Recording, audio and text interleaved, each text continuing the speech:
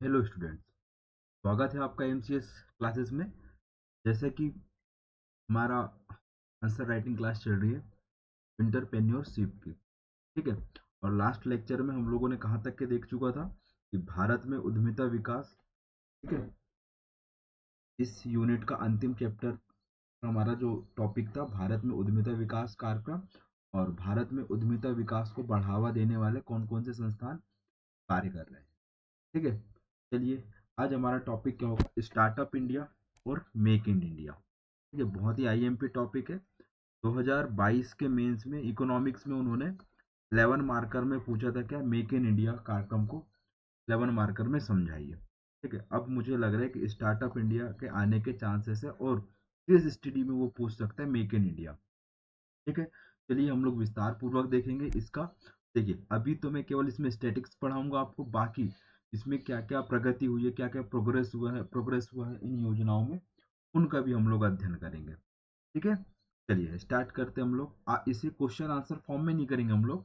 आज केवल simple way में योजना क्या है, किस मंत्रालय द्वारा संचालित की गई है, इस योजना के अंतर्गत कौन कौन से ऐसे क्षेत्रों को शामिल किया गया है जिससे भारत में उद्यमशीलता को क्या मिल सके, बढ़ावा मिल सके। ठीक है, मतलब एंटरप्रेन्योरशिप में लोगों का क्या हो, रुझान अधिक से अधिक हो।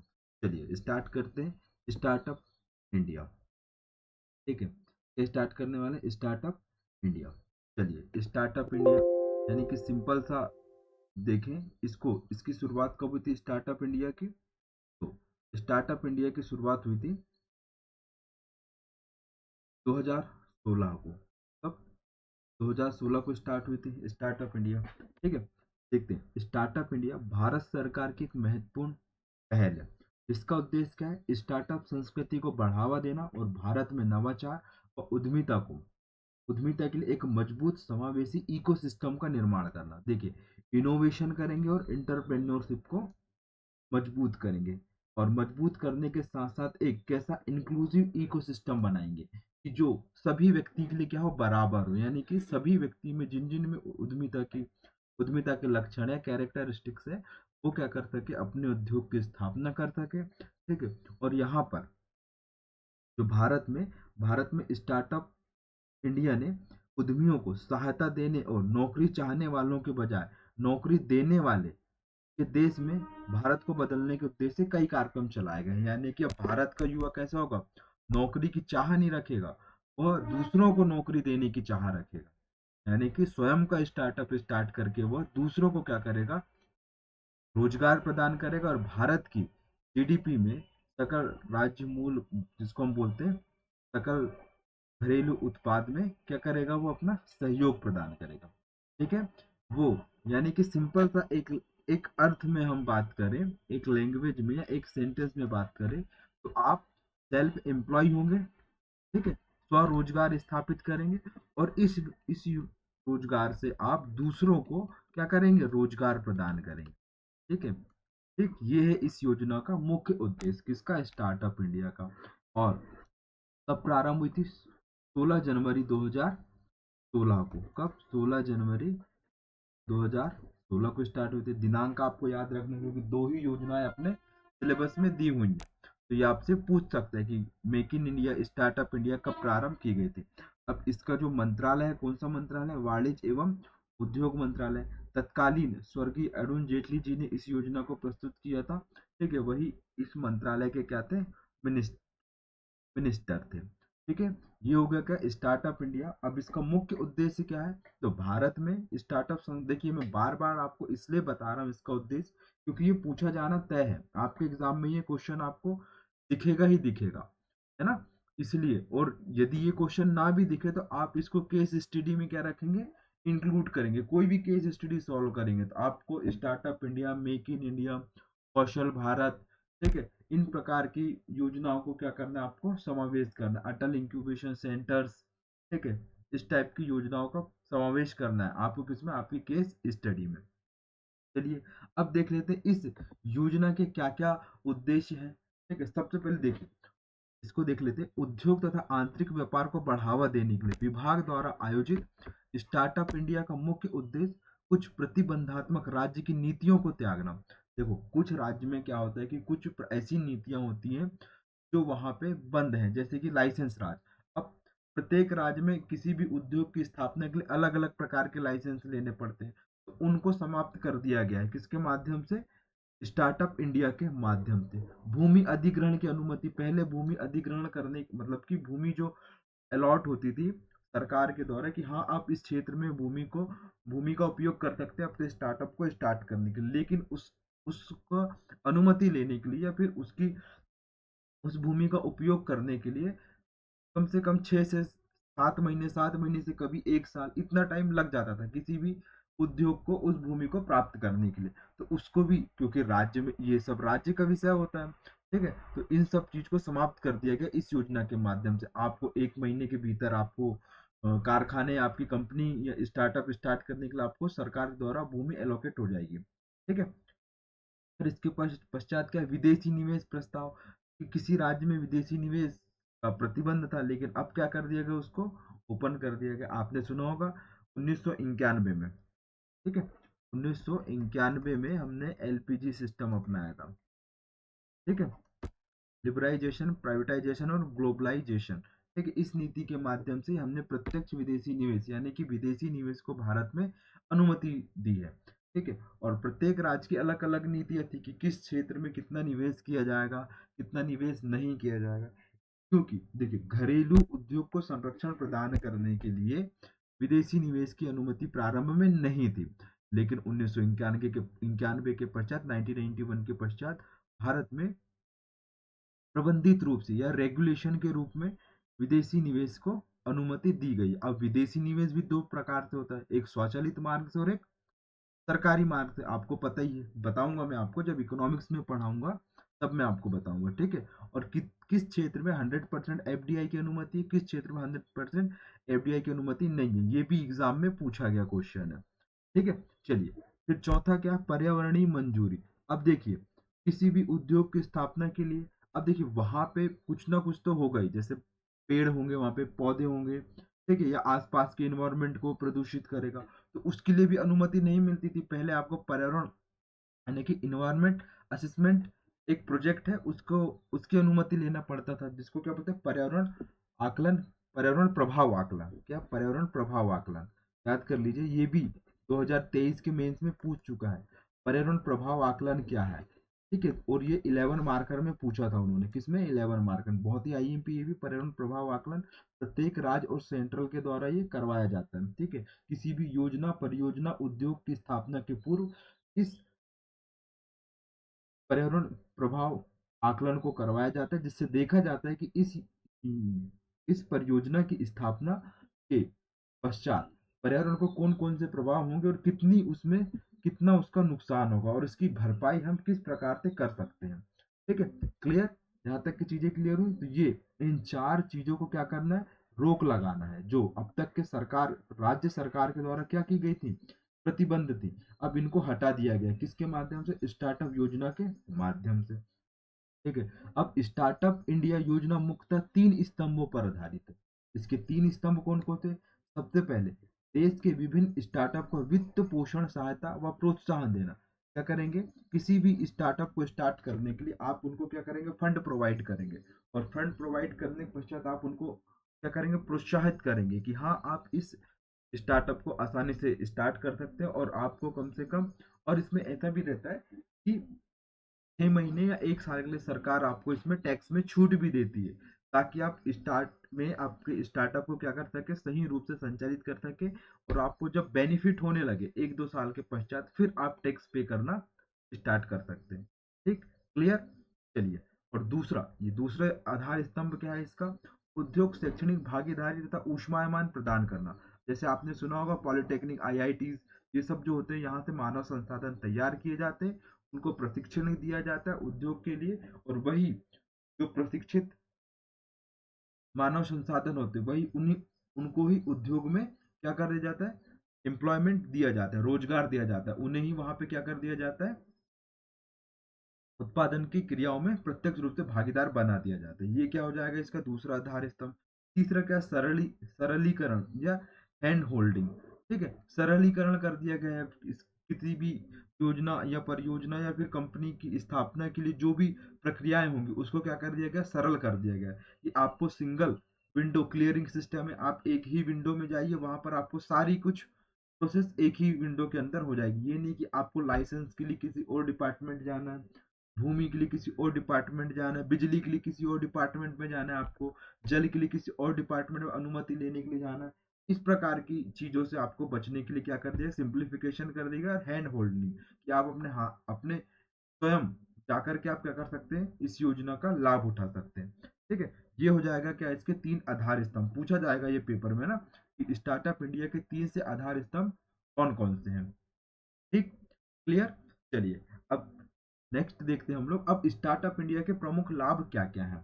ठीक है, सबसे पहले देखिए, आपने किसी भी उद्योग या उद्योग के माध्यम से आपने कोई भी उत्पाद बनाया तो आपको पेटेंट कराना है, तो पेटेंट पंजीकरण के शुल्क को क्या कर दिया गया, कम कर दिया गया। पेटेंट यानी कि एकस्व जिसको होता है, जिसमें आपका अधिपत्य होता है, 10 साल के लिए आपको दिया जाता है पेटेंट, है ना। ठीक है, पेटेंट पंजीकरण शुल्क को कम करने के लिए, ठीक है, कम कर दिया गया। 90 दिन की निकासी खिड़की सुनिश्चित करने के लिए दिवालिया संहिता में सुधार कर दिया गया। यदि आपका जो इंडस्ट्रीज है वो दिवालिया हो चुके हैं, आप दिवालिया हो चुके हैं, तो आपको कितने दिन, 90 दिन का क्या दिया जाएगा, एक टाइम लिमिट दिया जाएगा, जिसके माध्यम से आप अपने जो भी ऋण बकाया है आप उसको क्या कर सकते हैं, पे कर सकते हैं। ठीक है, और आप अपने किस में सुधार कर सकते हैं, अपने उद्योग में सुधार कर सकते हैं। देखिए, संचालन के पहले 3 वर्षों के लिए रहस्यमय निरीक्षण तथा पूंजीगत लाभ कर से मुक्ति प्रदान की गई है। ठीक है, अब आपको 3 वर्ष तक के, देखिए मैंने जितना मुझे आता है 1 वर्ष का, उसको 3 वर्ष कर लीजिएगा। आपको 3 वर्ष के लिए कर से क्या कर दिया गया, मुक्त कर दिया गया कि आप 3 वर्ष तक के अपने टैक्स को नहीं पे कर सकते। वो जो टैक्स का जो आप पैसा बचाएंगे, आप उसी पैसों का किस में उपयोग करेंगे, स्टार्टअप में लगाएंगे, ताकि आपका स्टार्टअप दिन दुगनी रात चुगनी के हिसाब से क्या कर सके, प्रोग्रेस कर सके। ठीक, क्लियर। अब इसके माध्यम से देखिए लाभ क्या हुआ, अटल इनोवेशन मिशन के तहत इनोवेशन हब बनाए गए हैं। इनोवेशन हब बना है जहां पर नए नए प्रकार के क्या स्टार्ट किए जाते हैं, नवाचार किया जाता है। ठीक है, कि हम किस प्रकार अपने प्रोडक्शन को दुगना कर सकते हैं, किस प्रकार हम अपने मानव संसाधनों का उपयोग कर सकते हैं, उन्हें किस प्रकार हम ट्रेनिंग दे सकते हैं, जिसके माध्यम से हमारे स्टार्टअप की क्या हो, दुगनी प्रगति हो, मतलब कि डबल प्रोग्रेस हो। ठीक है, या डबल रफ्तार से क्या हो, प्रोग्रेस हो।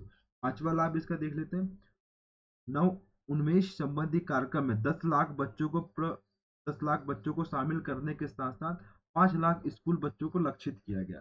ठीक है, इसके माध्यम से देखो जो कार्यक्रम चलेगा नव उन्मेषण, उसके माध्यम से जो भी स्कूल से पास आउट हो चुके हैं 10 लाख बच्चों को शामिल किया गया। प्रति वर्ष इसमें क्या दिया जाएगा, उनको लाभ दिया जाएगा।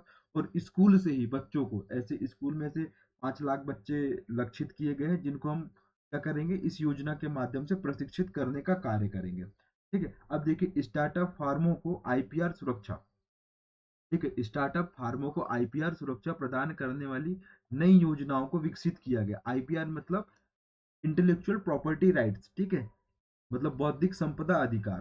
ठीक है, उसको सुरक्षा प्रदान करने के लिए कई प्रकार की योजना चलाई गई हैं। जैसे भारत में एक 2016 में एक नीति आई थी, आईपीआर नीति, उसके माध्यम से क्या है, सरकार जिसके भी बौद्धिक राइट्स मतलब बौद्धिक संपदा अधिकार होते हैं उसे वह सुरक्षित रख सकता है, उसका वह लाभ कमा सकता है, उसको क्या कर सकता है, उसका व्यवसायीकरण कर सकता है। इस प्रकार उसको छूट दी गई है इस नीति के माध्यम से। ठीक है, तो यही कहना चाह रहा है ये पॉइंट, स्टार्टअप फार्मों को इंटेलेक्चुअल प्रॉपर्टी राइट सुरक्षा प्रदान करने वाली नई योजनाओं को विकसित करना है। ठीक है, पूरे देश में उद्यमिता को प्रोत्साहित करना इसका लाभ है। ठीक है, जो अब लाभ मिल चुका है। ठीक है, आज आज आपने देखा होगा प्रत्येक कहाँ पे, प्रत्येक शहर गांव में लोगों का अपना अपना उद्यम देखने को मिलता होगा आपको। ठीक है, अब देखिए प्राइवेट नौकरी में भी जा रहा है व्यक्ति, सरकारी नौकरी उतने नहीं आ रही, तो अब वो स्वयं को स्टार्टअप स्टार्ट कर दिया है। आपने देखा होगा आपके आस पड़ोसी कई प्रकार के बिजनेसमैन आपको दिखने को मिलेंगे। ठीक है, और क्या है, भारत को दुनिया भर में स्टार्टअप हब के रूप में क्या करना है, बढ़ावा देना इसका मुख्य उद्देश्य है। कि अब जो भी कंट्रीज है आसपास की, वो भारत को ऐसा देखे कि यहाँ पे स्टार्टअप हब आसानी से, मतलब स्टार्टअप हब डेवलप हो चुका है, तो यहाँ पे निवेश भी आएगा। क्योंकि देखिए जिस देश में सर्वाधिक विनिर्माण उद्योग का सृजन होता है, वहां पर निवेश भी अत्यधिक मात्रा में होता है। जैसे हम एग्जाम्पल देख ले, China. As compare to whole world, वहां पे निवेश अत्यधिक मात्रा में है। ठीक है, क्यों? क्योंकि वह अत्यधिक निवेश किस में करवाना चाहते हैं? विनिर्माण में। ठीक है, और विनिर्माण मतलब आपने सुना होगा इतना सस्ता माल रहता है कि आप खरीदेंगे ही, क्योंकि एज कम्पेयर टू किसी और कंट्री के माल की हम चर्चा करें तो वो महंगा रहेगा चाइना के कंपेयर में। ठीक है, क्योंकि देखिए वहां पे हर गली मोहल्ले में वहां पे ऐसा होता है, जैसा मैंने न्यूज में देखा है कि वहां पे एक हॉल कर लेते हैं, उस हॉल में कम से कम 2 से 3 हजार लोग बैठे रहेंगे और इंटरनेशनल लैंग्वेज सीखते हैं वो लोग। ठीक है, वहां पे बचपन से ही आपको क्या दी जाती है? वोकेशनल वोकेशनल एजुकेशन दी जाती है, वोकेशनल व्यावसायिक शिक्षा दी जाती है कि आप जॉब करने के लिए आप क्या हो जाएंगे? एक मानव संसाधन डेवलप, मतलब कि ह्यूमन रिसोर्स बन जाएंगे आप सरकार के लिए। ठीक है, ऐसे ही भारत में क्या प्रारंभ किया गया, इसी कॉन्सेप्ट को अपना करके हमने startup India, make in India, made in India इत्यादि कार्यक्रमों को संचालित किया है। ठीक है, चलिए देख लेते हैं। अब देखिए benefits of startup scheme in India. पहले क्या है? सेल्फ सर्टिफिकेशन, स्व प्रमाणित आप कर सकते हैं। Tax exemption. ठीक है, क्या? Single window clearing with mobile app, आप मोबाइल ऐप के माध्यम से क्या कर सकते हैं? अपने एप्लीकेशन को फिल कर सकते हैं और एक ही सिंगल मतलब एक ही विंडो में आपको क्या मिल जाएगा? अनुमति मिल जाएगी। ठीक है, पेटेंट प्रोटेक्शन, आपको आपके उत्पाद के लिए क्या दिया जाएगा? पेटेंट प्रोटेक्शन की आप एकस्व कर सकते हैं उसमें। ठीक है, उसको आप जैसा कि मैंने आपको बताया था, पहला पॉइंट ही था यहाँ पे कि पेटेंट पंजीकरण के शुल्कों को क्या कर दिया गया? कम कर दिया गया। ठीक है, फिर क्या है इसमें? Relax relaxed rule of public procurement. ठीक है, और अंतिम क्या है? एन एक्यूबेटर सेटअप की भी स्थापना की गई है। ठीक है, आपको ये 6 लाभ मिलेंगे। ठीक है, स्टार्टअप इंडिया के बहुत ही आईएमपी है जो आपकी एग्जाम की दृष्टि से अति महत्वपूर्ण माने जाएंगे। ठीक है, तो ये क्या हो जाएगा? Startup India. अब देख लेते हैं। अब देखिए देश में स्टार्टअप संस्कृति को बढ़ावा देने के लिए कई सरकारी प्रयास किए गए हैं। ठीक है, कौन कौन से प्रयास किए गए? सबसे पहले मेक इन इंडिया कार्यक्रम अब प्रारंभ किए गए थे 2014 में। अभी हम लोग इसे भी डिस्कस करेंगे आगे। ठीक है, लेक्चर के। ठीक है, फिर इसके पश्चात क्या है? दूसरा दूसरा क्या? अटल इनोवेशन मिशन। ठीक है, का शुभारंभ किया गया। इसका माध्यम से क्या है? स्वरोजगार और प्रतिभा उद्योग के माध्यम से उद्यमिता को बढ़ावा देना। क्या है? स्वरोजगार और प्रतिभा उद्यमिता के माध्यम से, प्रतिभा उपयोग के माध्यम से कि जो आपके पास टैलेंट है आप उसको जाने और उसके माध्यम से आप किसको स्टार्ट करें? उद्यमिता को बढ़ावा दें। ठीक है, फिर क्या है? पीपीपी द्वारा मतलब पब्लिक प्राइवेट पार्टनरशिप द्वारा स्थापित इंक्यूबेटर। ठीक है, इंक्यूबेटर वहां पे क्या है? सेंटर्स है जिनके माध्यम से आप वहां पे क्या कर सकते हैं? इनोवेशन और R&D पे आप क्या कर सकते हैं? कार्य कर सकते हैं। ठीक है, इसके पश्चात क्या है? पांचवा है स्टार्टअप इंडिया सीड फंड। इसमें आपको क्या दिया जाएगा? आपको वित्त दिया जाएगा जिसके माध्यम से आप क्या करेंगे? के माध्यम से आप अपने स्टार्टअप को क्या कर सकते हैं? स्टार्ट कर सकते हैं। इसके पश्चात का स्टार्टअप इंडिया मोबाइल एप्लीकेशन भी लाया गया। ठीक है, पोर्टल भी लाया गया जिसके माध्यम से आप अपने स्टार्टअप को प्रारंभ करने के लिए पंजीकरण वहां पे रजिस्टर कर सकते हैं। और उसकी पात्रताएं भी हैं, वो आप पात्रताएं बाद में देखिएगा, लेकिन जो सिलेबस में जो पूछा जाएगा आपको यही चीजें याद रखना है। ये आपको 6 लाभ याद रखना है। ठीक है, कौन कौन से? Self certification, tax exemption, single window clearing with mobile app, patent protection, relax rule for public procurement और एन इंक्यूबेटर सेटअप। ठीक है, ये क्या है? आपको बेनिफिट मिलेंगे किसके माध्यम से? स्टार्टअप इंडिया के माध्यम से। क्लियर? इसके लाभ कौन कौन से? तो आप एक बार लाभ देख लीजिएगा। ठीक है, 8 लाभ आप याद कर लीजिए। ठीक है, इसके 3 आधार स्तंभ है। कौन कौन से आधार स्तंभ है? तो देश में विभिन्न स्टार्टअप एवं वित्त पोषण सहायता प्रदान करना, प्रोत्साहन करना, औद्योगिक शैक्षणिक भागीदारी तथा ऊष्मायन प्रदान करना, और क्या? सरलीकरण करना साथ में, एंड होल्डलिंग करना। और इसमें क्या किया गया कि जो राज्य सरकार की नीतियों को त्यागा त्यागा गया है, कि जो राज्य सरकार जो नीतियां बनाती है उसको क्या कर दिया गया? समाप्त कर दिया गया। कौन कौन सी नीतियां समाप्त कर दिया गया? लाइसेंस राज्य को समाप्त कर दिया गया।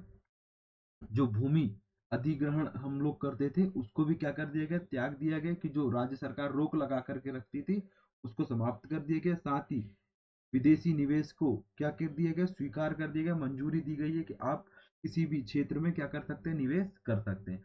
पर्यावरण मंजूरी भी आपको आराम से आसानी से मिल जाती है। ये क्या है, स्टार्टअप इंडिया के लाभ हो जाएंगे। ठीक, क्लियर। कब प्रारंभ हुई थी? 16 जनवरी 2016 को प्रारंभ हुई थी। इसका उद्देश्य क्या था? स्टार्टअप संस्कृति को बढ़ावा देना और भारत में नवाचार व उद्यमिता के लिए एक मजबूत तथा समावेशी इकोसिस्टम का निर्माण करना था। और भारत का युवा रोजगार लेने की चाह की अपेक्षा क्या करेगा? दूसरों को रोजगार देने की चाह रखेगा। ठीक, क्लियर। ये हुआ क्या? हमारा स्टार्टअप इंडिया। ठीक, इतना आपको इसमें याद रखना है।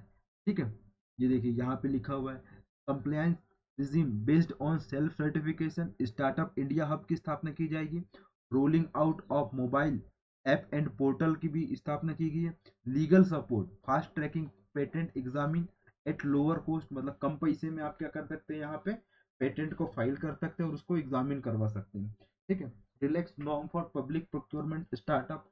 ठीक है, फास्टर एग्जिट और स्टार्टअप्स, ये हो जाएंगे 6 इसके लाभ। ठीक है, क्लियर। चलिए आइए अब देखते हैं हम लोग हमारी जो दूसरी योजना है, मेक इन इंडिया, है ना। क्या है? Make in India. आपका लोगो आपने देखा होगा टीवी में। ठीक है, चलिए स्टार्ट करते हैं। मेक इन इंडिया क्या है? भारत सरकार की एक योजना है जिसे प्रधानमंत्री जी नरेंद्र मोदी जी ने 2014 में शुरू किया था। इसका उद्देश्य क्या था? घरेलू विनिर्माण क्षेत्र को बढ़ावा देना और देश में निवेश को बढ़ावा देना। यानी कि घरेलू विनिर्माण क्षेत्र, जो देश में जो भी आप इंडस्ट्रीज लगा रहे हैं उसमें कौन किस किस चीज का विनिर्माण किया जा रहा है, उसको बढ़ावा देना। और देश में क्या, विदेशी निवेश को या फिर घरेलू निवेश को क्या करना, बढ़ावा देना, इसका मुख्य उद्देश्य था। ठीक है, अब मेक इन इंडिया के उद्देश्य क्या है? ठीक है, इस मेक इन इंडिया मिशन के कई लक्ष्य हैं। ठीक है, तो विनिर्माण क्षेत्र की वृद्धि दर को बढ़ाकर कितना करना, 12 से 14% प्रति वर्ष करना। यानी कि विनिर्माण क्षेत्र में प्रतिवर्ष कितने की वृद्धि होती रहे, ग्रोथ रेट क्या रहे उसकी, 12 से 14%। ठीक है, इसके पश्चात क्या है, 2022 तक विनिर्माण क्षेत्र में 100 मिलियन अतिरिक्त नौकरियां सृजित करना। ठीक है, हाल ही में कल मोदी जी ने कहा था कि भारत में कितनी नौकरियां सृजित हो चुकी है, 9 करोड़ नौकरियां सृजित हो चुकी है। आज के जनसत्ता पेपर में आया है, आपको मैं हेडलाइन बता रहा हूँ। मोदी जी ने कहा है 3 से 4 साल में 8 करोड़ नौकरियां दी गई है। किसने कहा है? प्रधानमंत्री मोदी जी ने। कितने? 3-4 साल में कितनी नौकरियां? 8 करोड़ नौकरियां दी गई है। कहां पर कहा है इन्होंने? और उन्होंने किसका रेफरेंस दिया है? भारतीय रिजर्व बैंक के एक रिपोर्ट के अनुसार उन्होंने बोला है पिछले 3 से 4 वर्ष में देश के 8 करोड़ नई नौकरियां उपलब्ध हुई हैं। ठीक है, ये उन्होंने बोला। पता नहीं कौन से युवाओं को रोजगार मिल रहा है, आरबीआई ही जाने। ठीक है, खैर ये हमारा टॉपिक नहीं है। लेकिन हाँ, तीसरा उद्देश्य क्या है? 2022 तक सकल घरेलू उत्पाद में विनिर्माण क्षेत्र की हिस्सेदारी को कितना करना, 25% तक के करना। कितना करना? 25% तक के करना। ठीक है, जैसे कि आपने सुना होगा कि 17% प्राथमिक क्षेत्र का है। ठीक है, 57% किसका है? तृतीय क्षेत्र का, सेवा क्षेत्र का। और बचा कुचा कितना, 28% किसका है? निर्माण एवं विनिर्माण का। तो इसमें से भी हम विनिर्माण क्षेत्र का कितना करना चाहते हैं? 25% करना चाहते हैं। ठीक है, किसके माध्यम से? मेक इन इंडिया प्रोग्राम के माध्यम से। ठीक है, समावेशी विकास यानी कि इंक्लूसिव डेवलपमेंट को बढ़ावा देने के लिए शहरी गरीबों तथा ग्रामीण प्रवासियों के बीच आवश्यक कौशल का सृजन करना। इतना जो भी उनको स्किल चाहिए, ठीक है, उसको क्या करेंगे, वो स्किल को डेवलप करेंगे और स्किल डेवलप करने के पश्चात उनको क्या करेंगे, रोजगार में संलग्न करेंगे या फिर उनको रोजगार प्रोवाइड करवाएंगे। ठीक है, स्किल को डेवलप करके कहाँ पे? शहरी गरीबों में। और ग्रामीण क्षेत्र के जो प्रवासी शहर में आ जाते हैं कार्य करने के लिए, उनको क्या करेंगे, आवश्यक स्किल प्रदान करेंगे। जैसे कि मान लीजिए कोई व्यक्ति गांव से कहाँ पर आया, शहर में आया। अब उसे कुछ भी चीज नॉलेज, उसे कुछ भी चीज का नॉलेज नहीं, तो वो क्या करे, क्या काम करेगा, किसी भी उद्योग में लेबर बन जाएगा। लेकिन उसको उस कार्य के लिए क्या किया जाएगा, पहले ट्रेनिंग दी जाएगी, उसको स्किल दी जाएगी, उसके माध्यम से उसे क्या दिया जाएगा, रोजगार प्रदान किया जाएगा। ठीक है, कौशल का सृजन करना, यही इसका अर्थ होता है। ठीक है, विनिर्माण क्षेत्र में घरेलू मूल्य मूल्य संवर्धन और तकनीकी गहनता में वृद्धि करना। किसमें? विनिर्माण क्षेत्र में घरेलू मूल्य संवर्धन एवं तकनीकी गहनता में क्या करेंगे, वृद्धि करेंगे, ताकि आप क्या कर सके, अधिक से अधिक टेक्नोलॉजी का नॉलेज लेकर के आप किसी भी विनिर्माण क्षेत्र में क्या कर सके, अपनी भागीदारी को सुनिश्चित कर सके। और छठवां उद्देश्य क्या है, लक्ष्य क्या रखा गया है, पर्यावरणीय दृष्टि से टिकाऊ विकास करना, यानी कि कैसा, सस्टेनेबल डेवलपमेंट करना है हमको, ठीक है। जो हम अपने पर्यावरण को नुकसान पहुंचाए बिना क्या करेंगे, किसी भी उद्योग को स्थापित करेंगे और ऐसा उत्पादन करेंगे जो पर्यावरण अनुकूल हो, ठीक है। यानी कि हम पर्यावरण को अपने भविष्य की पीढ़ियों के लिए भी बचा के रखेंगे, ऐसा कहा गया है किसमें, मेक इन इंडिया में। और सातवां पॉइंट है यहाँ पे, भारत विनिर्माण क्षेत्र की वैश्विक प्रतिस्पर्धा को बढ़ाना, कि भारतीय विनिर्माण क्षेत्र की वैश्विक प्रतिस्पर्धात्मक को बढ़ावा देने की, यानी कि भारत अब क्या करेगा, विश्व के देशों से क्या करेगा, कंपटीशन करेगा कि हाँ हमारे यहाँ भी इतना विनिर्माण क्षेत्र का ग्रोथ रेट है और हम अदर कंट्रीज की अपेक्षा यहाँ पर ज्यादा प्रोडक्शन कर रहे हैं, किसमें, विनिर्माण क्षेत्र में। क्लियर, ये इसके क्या रखे गए हैं, लक्ष्य रखे गए हैं, किसके, मेक इन इंडिया प्रोग्राम के। सिंपल। चलिए देखते हैं अब, मेक इन इंडिया जो है 25 क्षेत्रों पे, मतलब 25 एरिया पे क्या कर रहा है, फोकस्ड है वो, ठीक है। मेक इन इंडिया वेबसाइट पर 25 फोकस क्षेत्रों को सूचीबद्ध किया गया है।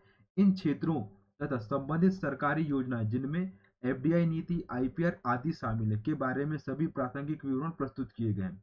इस अभियान के अंतर्गत मुख्यतः 27 क्षेत्र दिए गए हैं। अब देखते हैं, अब देखिए 27 क्षेत्र कौन कौन से होंगे, एक विनिर्माण क्षेत्र में और एक सेवा क्षेत्र में, ठीक है। कृषि क्षेत्र की तो ये बात नहीं करता है, कौन सा, मेक इन इंडिया, ठीक है। चलिए आते हैं विनिर्माण क्षेत्र में, किस किस क्षेत्र को रखा गया, सबसे पहले एरो स्पेस एवं रक्षा को रखा गया, ठीक है। दूसरा क्या है, ऑटोमेटिव एवं ऑटो घटक, ठीक है। यानी कि आप क्या करेंगे यहाँ पे, बस, ट्रेन इत्यादि चीजों का निर्माण करेंगे। यहाँ पे क्या करेंगे आप, एरोस्पेस यानी कि डीआरडीओ के माध्यम से जो भी उपकरण बनाए जा रहे हैं उसका बात कर रहे हैं। फार्मास्यूटिकल और चिकित्सा उपकरण, स्वास्थ्य की बात कर रहे हैं, ठीक है। चिकित्सा उपकरण कौन कौन से आपको लग रहे हैं, ठीक है। इन सब चीज की बात, जैव प्रौद्योगिकी, बायो टेक्नोलॉजी की बात कर रहे हैं। पूंजीगत माल, ठीक है। वस्त्र एवं परिधान, इसमें आपको कार्य करना है इस किसके माध्यम से, मेक इन इंडिया प्रोग्राम के माध्यम से, ठीक है। किसके माध्यम से, मेक इन इंडिया प्रोग्राम के माध्यम से इन विनिर्माण क्षेत्रों को क्या किया गया है, केंद्रित किया गया है कि हम इन्हीं क्षेत्रों पे क्या करेंगे, निवेश को बढ़ावा देंगे और प्रोडक्शन को दुगुना करेंगे, ठीक है। रसायन तथा पेट्रो रसायन विनिर्माण का क्षेत्र है। इलेक्ट्रॉनिक सिस्टम डिजाइन और विनिर्माण, ठीक। चमड़ा एवं जूते, खाद्य प्रसंस्करण उद्योग, बहुत ही आईएमपी है। की सरकार के द्वारा अभी वर्तमान में खाद्य प्रसंस्करण उद्योग के लिए किसान संपदा योजना, मत्स्य संपदा योजना इत्यादि योजना चलाई जा रही है। टॉप स्कीम चलाया जा रहा है, ठीक है। टोमेटो, ऑनियन, पोटैटो, ठीक है। इन सब चीज को क्या करेंगे, बढ़ावा देंगे, क्योंकि भारत का जो फूड प्रोसेसिंग का मार्केट है दुनिया का सबसे बड़ा मार्केट बनने वाला है, ठीक है। तो आपको याद रखना है, ठीक है। जब हम ज्योग्राफी पढ़ेंगे तो ज्योग्राफी में स्पष्ट रूप से ये टॉपिक दिया गया है, जिसका हम लोग अध्ययन करेंगे, ठीक। फिर 11वां पॉइंट क्या है, रत्न एवं आभूषण, सबसे ज्यादा सोने का खपत करने वाला देश कौन सा है, तो भारत है, ठीक है। यहाँ पे देखिए हर व्यक्ति को सोने की चाह होती है, सोना यानी कि गोल्ड, ठीक है। वो तरह तरह के आभूषणों को पहनता है, तो आपने देखा होगा हड़प्पा सभ्यता से ही आपको पता चल गया होगा कि भारतीय लोग कितने रत्न और आभूषण के प्रति रुझान रखते हैं या कितने आकर्षित होते हैं, जिससे वह अपने आपको क्या कॉन्फिडेंस महसूस कर सके, ठीक है। ये सब होता है और सुंदर दिख सके, ठीक है। फिर क्या है, 12वां क्या है, शिपिंग, यानी कि जो पोर्ट्स होंगे, पोर्ट्स में क्या क्या कार्य किए जाएंगे उसकी बात कर रहे हैं। रेलवे, रेलवे जैसे आपने सुना होगा, ट्रेन 18 सुना है आपने, वंदे भारत ट्रेन, ये इसी का क्या है, एग्जाम्पल है, किसका, मेक इन इंडिया का। निर्माण क्षेत्र में आप भागीदार बनेंगे, नवीन एवं नवीकरणीय ऊर्जा, अभी तो इसमें किसमें, रिन्यूएबल एनर्जी में सर्वाधिक क्या किए जा रहे हैं, आर एन डी के कार्य किए जा रहे हैं, ठीक है। और भारत की क्षमता कितनी करना है उसको, मतलब भारत सरकार का लक्ष्य कितना रखा गया बताइए, 2030 तक के कितना, 500 गीगावाट तक के करना है, कितना, 500 गीगावाट। और वर्तमान में सोलर एनर्जी कितना है, 71 गीगावाट है, ठीक है। विंड एनर्जी कितना है, 43 गीगावाट है, ठीक है। इस प्रकार ये लक्ष्य रखे गए हैं, है ना। और इसके लिए कौन सा प्लान चल रहा है, जलवायु परिवर्तन पर राष्ट्रीय कार्य योजना चल रही है, ठीक है, जिसके माध्यम से विभिन्न प्रकार के लक्ष्य निर्धारित किए गए हैं। क्लियर। ये हो गया क्या इसके 15, और ये किस में हो गए, विनिर्माण क्षेत्र में होगा। ठीक, इसके पश्चात आते हैं हम लोग सेवा क्षेत्र, सर्विस सेक्टर में। सर्विस सेक्टर में क्या करेंगे आप, आईटी, सूचना प्रौद्योगिकी तथा सूचना प्रौद्योगिकी समर्थित सेवाओं को क्या करेंगे, बढ़ावा देने का कार्य करेंगे। ठीक है, पर्यटन तथा आतिथ्य सेवा। ठीक है, पर्यटन को हम बढ़ावा दे रहे हैं। और देखिए अभी आप देखे होंगे आपने, धार्मिक पर्यटन को बढ़ावा देने के लिए सरकार के द्वारा या फिर मध्य प्रदेश सरकार के द्वारा आपने देखा होगा विभिन्न प्रकार के लोक बनाए जाएंगे।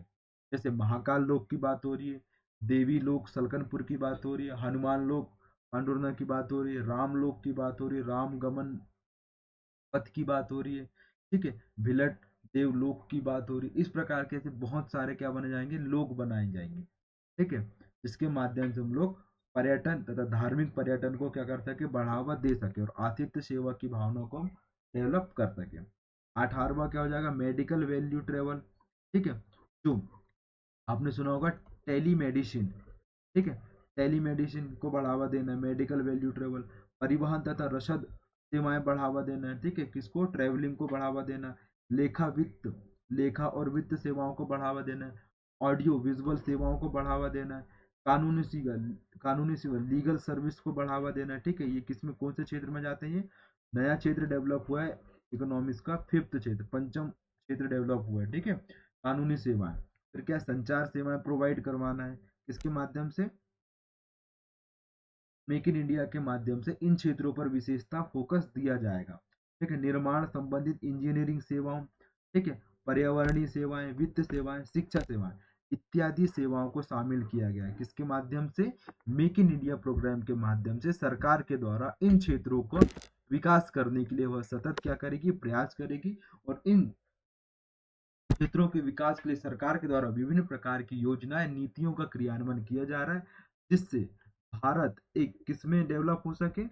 इसका उद्देश्य क्या था, मेक इन इंडिया का, कि भारत का उद्देश्य क्या, घरेलू विनिर्माण क्षेत्र को बढ़ावा दे सके और विदेश में निवेश को बढ़ावा दे सके। क्या है, किनके माध्यम से, इन 17 क्षेत्र के माध्यम से। क्लियर, यहाँ तक की चीजें क्लियर हुई आपको। चलिए अब देखते हैं, अब मेक इन इंडिया के लाभ क्या क्या है। ठीक है, मेक इन इंडिया अभियान से देश के कई सकारात्मक परिणाम देखने को मिले हैं। पहला, रोजगार के अवसर पैदा हो गए।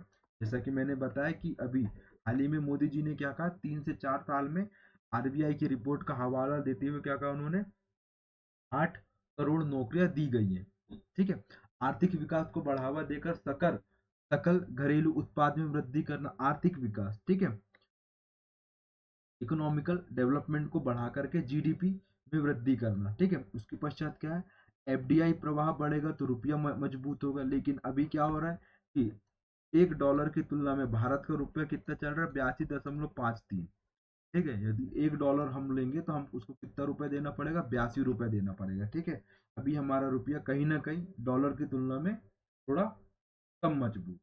ठीक है, ऐसा डेटा कह रहे हैं, मैं नहीं कह रहा हूँ, है ना। चौथा क्या है, छोटे निर्माताओं को बढ़ावा देना, विशेष कर तब जब विदेशी निवेशक उनमें निवेश कर रहे हैं। ठीक है, ऐसे छोटे छोटे उद्योगों को बढ़ावा देना, जिसके माध्यम से सरकार क्या कर सके, कुटीर उद्योग तथा एमएसएमई को क्या कर सके, डेवलप कर सके। ठीक, जब देश भारत में निवेश करेंगे तो वे अपने विभिन्न क्षेत्रों की नवीनतम तकनीक भी लाएंगे। यदि मान लीजिए यहाँ पे कोई सिंगापुर या यूएसए का व्यक्ति यहाँ पे निवेश कर रहा है, तो वो निवेश करने से पहले उस उद्योग को क्या करेगा, तकनीक भी प्रोवाइड करेगा, ताकि वो अपने उत्पादन को क्या कर सके, दुगुना कर सके, और निवेशक को भी कितना, दोगुना लाभ हो सके। ठीक है, इसलिए वह नवीन नवीन टेक्नोलॉजी को लाएगा। तो 1991 का यदि आप स्पीच की बात करेंगे, तो हमारे जो तत्कालीन वित्त मंत्री थे उस समय के, या आरबीआई के जो गवर्नर थे, मुझे याद नहीं आ रहा है उस समय मनमोहन जी क्या थे, वैसे वित्त मंत्री ही रहे होंगे। ठीक है, उन्होंने ही कहा था कि जब विदेशी निवेश आएगा तो साथ में वह तकनीक को भी लेके आएगा, जिससे भारत तकनीकी रूप से कैसा, सुदृढ़ राष्ट्र बनेगा। ठीक है, और भारत स्वदेशी तकनीक के माध्यम से अपने उत्पादों को क्या करेगा, बढ़ावा देगा। जैसा कि आपने सुना होगा कि इंडिजीनियस तकनीक, कि हमने अग्नि जो मिसाइल तैयार करी है वो सब क्या है, स्वदेशी तकनीक से निर्मित है। ठीक है, वो बाद का सब्जेक्ट है, साइंस में हम लोग पढ़ेंगे उसको। फिर इसका जो छठवां पॉइंट है, इसका लाभ क्या होगा, मिशन के अंतर्गत विभिन्न पहल के कारण भारत ई EODB सूचकांक पे क्या है, ऊपर स्थान पर आ गया है। क्या, EODB सूचकांक में भारत सबसे मतलब ऊपर के स्थान पर आ रहा है धीरे धीरे करके। ठीक है। ग्रामीण क्षेत्रों में विनिर्माण केंद्र तथा कारखाने स्थापित करने से इन क्षेत्रों के क्या विकास को क्या मिल रहा है, बढ़ावा मिल रहा है। कौन कौन से क्षेत्र है, 27 क्षेत्र है, जैसे कि आपको बताया गया है इस योजना के माध्यम से कि सरकार के द्वारा 27 क्षेत्रों पर विशेष फोकस देकर के क्या करेंगे, एक स्टार्टअप यानी कि विनिर्माण क्षेत्र, घरेलू विनिर्माण उद्योग को बढ़ावा देंगे, जिससे निवेश को अधिक से अधिक प्राप्त किया जा सके और प्रोडक्शन को कितना किया जा सके, दुगना किया जा सके। ठीक है, ये क्या हो जाएंगे, इसके लाभ हो जाएंगे। ठीक है स्टूडेंट, आई होप आपको चीजें यहाँ तक के क्लियर हुई होंगी। यहाँ से इतना ही पूछा जाएगा, और ये पूछ सकता है कि जैव प्रौद्योगिकी को बढ़ावा देने के लिए सरकार के द्वारा कौन कौन सी योजनाएं चलाई चलाई जा रही हैं, खाद्य प्रसंस्करण उद्योग के लिए क्या क्या। आपको यहाँ पे क्या क्या याद रखना है, मैं आपको क्लियर बता दे रहा हूँ। सबसे पहले तो 2014 में प्रारंभ, कौन सा मंत्रालय ने प्रारंभ किया था, वाणिज्य एवं उद्योग मंत्रालय ने प्रारंभ किया था। ठीक है, उद्देश्य क्या है, तो घरेलू विनिर्माण उद्योग को बढ़ावा देना, साथ में देश में निवेश संस्कृति को भी बढ़ावा देना। इसके अंतर्गत कितने 27 क्षेत्रों को फोकस किया गया है जो विनिर्माण क्षेत्र से आते हैं। विनिर्माण क्षेत्र के साथ साथ इसमें सेवा क्षेत्र को भी क्या किया है, इंक्लूड किया गया। फिर इसका उद्देश्य क्या है वो याद रखना है, उद्देश्य के साथ साथ इसके लक्ष्य याद रखना है आपको, और लक्ष्य के साथ साथ आपको क्या याद रखना है, 27 क्षेत्र के नाम याद रखने हैं। और साथ ही आपको क्या याद रखना है, इसके कौन कौन से लाभ हो रहे हैं। ठीक है, कौन कौन से लाभ हो रहे हैं, इतनी चीजें आपको इस प्रोग्राम में याद रखना, इस योजना में। ठीक है, ताकि यहाँ से आने वाले क्वेश्चन आपके एक भी गलत ना हो। देखिए, जैसे आपको ये सेक्टर के आपको क्या याद हो रहे हैं, इस सेक्टर से याद हो रहे हैं, तो आप इनका उपयोग कहाँ कर सकते हैं, जो हम हमारी 5वीं यूनिट जो है इसमें कितने नंबर की है, वो भी 30 नंबर की 5वीं यूनिट। तो वो क्या होगी, इन 4 यूनिट पर आधारित क्या होगी, केस स्टडी होगी। हम इन्हीं केस स्टडी में इससे संबंधित योजनाओं को क्या करेंगे, इंक्लूड करेंगे केस स्टडी में, ताकि हम केस स्टडी में अधिक से अधिक अंक प्राप्त कर सकें। ठीक है, अधिक से अधिक अंक प्राप्त करना हमको किसमें, केस स्टडी में।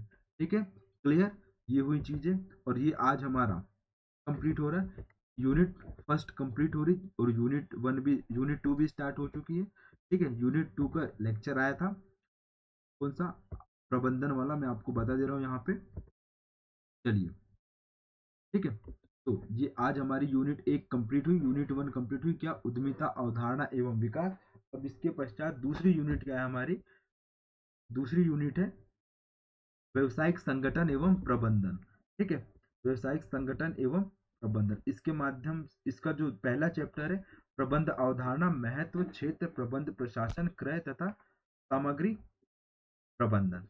ठीक है, एक बार इंग्लिश में बता दे रहा हूँ। ठीक है, बिजनेस क्या है, बिजनेस ऑर्गेनाइजेशन एंड मैनेजमेंट। ठीक है, ये हमारा क्या है, नेक्स्ट चैप्टर है, बिजनेस ऑर्गेनाइजेशन एवं मैनेजमेंट। और पहली यूनिट क्या है, इसका पहला चैप्टर क्या है, इसका बिजनेस का कंसेप्ट याद रखना है आपको, सिग्निफिकेंस याद रखना है, स्कोप याद रखना है, एडमिनिस्ट्रेशन याद रखना है, मैनेजमेंट याद रखना है, परचेस एंड मटेरियल मैनेजमेंट याद रखना है। ठीक है, जैसा कि आपको हमारे सर के द्वारा एक प्रबंधन वाला लेक्चर लाया था उन्होंने, बहुत शानदार लेक्चर है, आप उसे भी देख लीजिएगा, वैसे आपने देखा ही है। अब इसके पश्चात जो दूसरा जो चैप्टर है इसका, management process, resource management and function of management. ठीक है, प्लान पढ़ना है इसमें, ऑर्गेनाइजेशन पढ़ना है, डायरेक्शन पढ़ना है, कंट्रोल पढ़ना है, कोऑर्डिनेशन पढ़ना है, डिसीजन मेकिंग पढ़ना है, मोटिवेशन पढ़ना है, लीडरशिप एंड कम्युनिकेशन पढ़ना है। ठीक है, टाइम मैनेजमेंट एंड ऑर्गेनाइजेशन भी पढ़ना है इसमें हमको।